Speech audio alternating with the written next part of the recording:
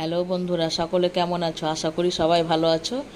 এসো আজকের রেসিপিটা শুরু করা যাক। তোমাদের জন্য পটলের কোরমা রেসিপি বানিয়ে দেখাবো। তো চলো উপকরণগুলো দেখিয়ে দিই। এখানে আমি 500 গ্রাম পটল নিয়েছি। পটলগুলো ছিলে মাঝামাঝি করে 2 পিস করে কেটে রেখেছি। পটলগুলো আমার লম্বা ছিল, ওই জন্য কেটে রেখেছি। যদি ছোট হয় বন্ধুরা তো গোটা রেখে দেবে, আর 2 দিকের মুখটা চিড়ে দেবে। পটলগুলো লম্বা বলে আমি 2 পিস করে নিয়েছি। আর একটা বড় সাইজের পেঁয়াজ কুচি করে কেটে রেখেছি। আর এই চামচেরই 3 চামচ আমি ভর্তি ভর্তি করে শুকনো দুধ গরম জল দিয়ে গুলে রেখেছি, কারণ এখানে জলের ব্যবহার করব না। যখনই জল লাগবে জলের পরিবর্তে দুধটা ব্যবহার করব। আর সাদা তেল নিয়েছি। আর এখানে 12-13টা মতন কাজু বাদাম নিয়েছি, 2 চামচ পোস্ত নিয়েছি, 1 চামচ চারমগজ নিয়েছি, আর 1 চামচ গরম মশলার গুঁড়ো, 1 চামচ কসুরি মেথি, আর 1 চামচ রঙের জন্য কাশ্মীরি লঙ্কা গুঁড়ো। আর ফোড়নের জন্য নিয়েছি সাদা জিরে অল্প পরিমাণে, 1টা শুকনো লঙ্কা, আর 1টা তেজপাতা, আর একটা বড় সাইজের টমেটো বেটে রেখেছি। পরিমাণ মতো লবণ নিয়েছি। আর এই একটা বাটিতে আমি 1 চামচ করে সবই নিয়েছি। আদা বাটা, রসুন বাটা, জিরে বাটা, 1 চামচ চিনি, লঙ্কা গুঁড়ো, হলুদ গুঁড়ো, ধনে গুঁড়ো। তো চলো আজকের রেসিপিটা শুরু করে দিই। গ্যাস ধরিয়ে সাদা তেল চাপিয়ে দিয়েছি। কড়াইয়ে তেল দিয়ে দিয়েছি। তেল গরম হয়ে গেছে। ওই গরম তেলের মধ্যে আমি অল্প করে হলুদ দিয়ে দিচ্ছি, আর অল্প করে লবণ দিয়ে দিচ্ছি।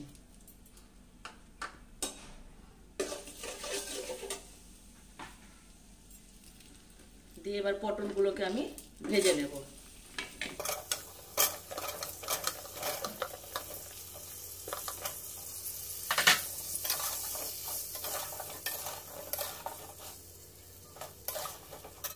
এদিকে ততক্ষণ পটলগুলো ভাজতে থাকো।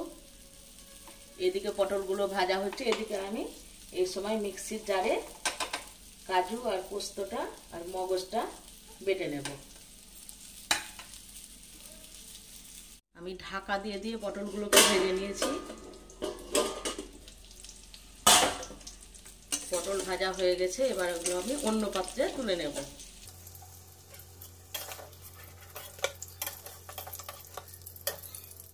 কড়াইয়ে তেল অল্প আছে, আর একটু লাগবে তেল। আবার আমি কিছুটা তেল দিয়ে দিচ্ছি। তেল গরম হয়ে গেছে। ফোড়নে 1টা শুকনো লঙ্কা, 1টা তেজপাতা, আর অল্প পরিমাণে গোটা জিরে দিয়েছি। এবার পেঁয়াজগুলো দিয়ে দিচ্ছি। পেঁয়াজ ভাজার সময় আমি কাশ্মীরি লঙ্কার গুঁড়োটা দিয়ে দিচ্ছি, এটা কালারের জন্য শুধু।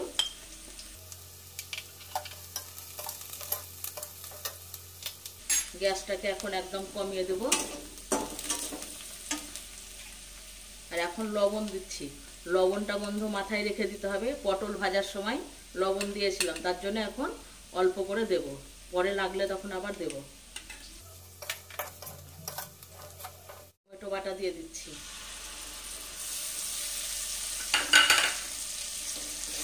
যতক্ষণ টমেটোর কাঁচা গন্ধটা চলে যাবে ততক্ষণ করতে হবে, না যাওয়া পর্যন্ত। টমেটোর কাঁচা গন্ধটা চলে গেছে। দিয়ে মশলাটা আমি যেটা আগে থেকে তৈরি করে রেখেছিলাম, ধনে গুঁড়ো, জিরে গুঁড়ো, লঙ্কা গুঁড়ো, হলুদ গুঁড়ো, চিনি, আদা বাটা, রসুন বাটা এর মধ্যে দিয়ে দিলাম। মশলা থেকে যতক্ষণ তেল না ছেড়ে আসবে ততক্ষণ মশলাটাকে কষতে থাকবো। তোমরা যদি কেউ নিরামিষের দিন করো তাহলে পেঁয়াজটা, রসুন বাটাটা দেবে না। তেল ছাড়া পর্যন্ত মশলাটা আমি কষে নেব। মশলা থেকে তেল ছেড়ে দিয়েছে। এবার এই সময় আমি পটলগুলো দিয়ে দিচ্ছি। মশলাটা একদম শুকনো হয়ে গেছে। এবার আমি অল্প পরিমাণে দুধ দিয়ে দিচ্ছি।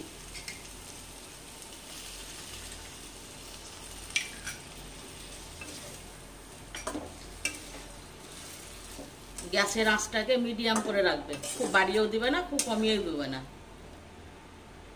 এই সময় কসুরি পাতাটা এখন হাতে করে একটু কচলে দিয়ে দিচ্ছি।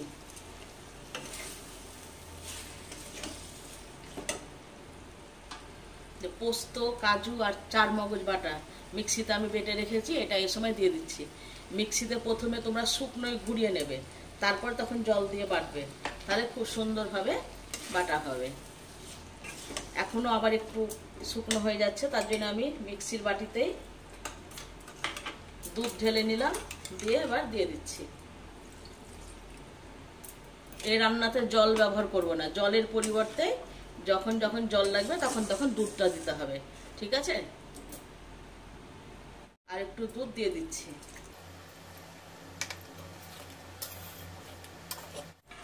এবার আমি এটাকে ঢাকা দিয়ে দিচ্ছি, গ্যাসটাকে কমিয়ে দিয়েছি।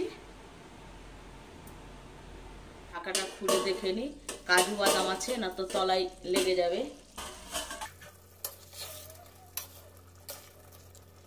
মাঝে মধ্যে একটু নাড়তে হবে।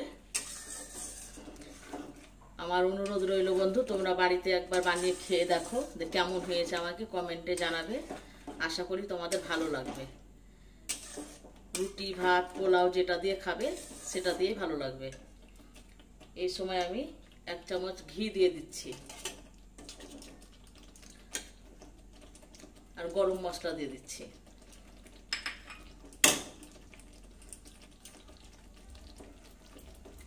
ভালো করে আর একবার এখন মিশিয়ে নেব। আমার রেসিপি যদি ভালো লেগে থাকে তোমরা অবশ্যই একটা লাইক করো, আমার পাশে থেকো। আরো একবার নেড়ে দিই, না তো তলায় লেগে যাবে।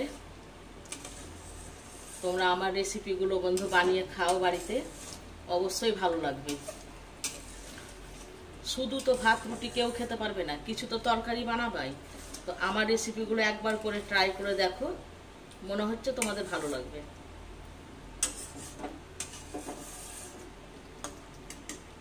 রান্নাটা আমার প্রায় শেষের দিকে হয়ে এসেছে, আর কিছুক্ষণ পরেই নামিয়ে নেব। এই সময় আমি তেজপাতাটাকে ফেলে দিচ্ছি। রেডি। এবার গ্যাস অফ করে দিলাম, দিয়ে ঢাকা দিয়ে 5 মিনিট রেখে দেব। 5 মিনিট হয়ে গেছে, ঢাকনা খুলে দেখে নিই কেমন হয়েছে পটলের কোরমা। এই দেখো কি সুন্দর একটা লোভনীয় রেসিপি। এবার আমি এগুলোকে অন্য পাত্রে তুলে নেব।